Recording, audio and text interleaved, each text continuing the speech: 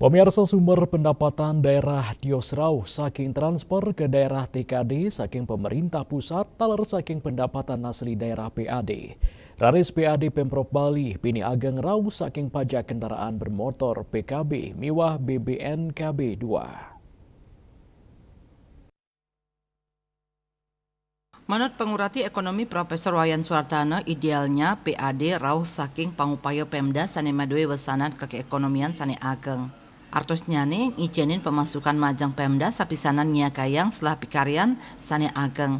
Napi malih PAD sane ageng nenten ngaunang pelemahan.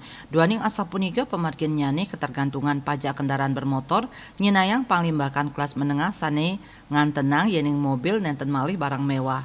Kaping kali indikasinya nih ngelimbak indik soro setelah pikarian anyar sekadi taksi online utawi motor sane ngawinang jual beli kendaraan ageng. Lianan punika talar mausana ring kemacetan santukan volume kendaraan mawawa. Ringgalah pungkuran pamekas Pemprov Bali Mangdani Purun ngusulang sumber pendapatan tio saking PKB mawinan Bali nenten madue kekayaan alam. Bali Pos nguningayang.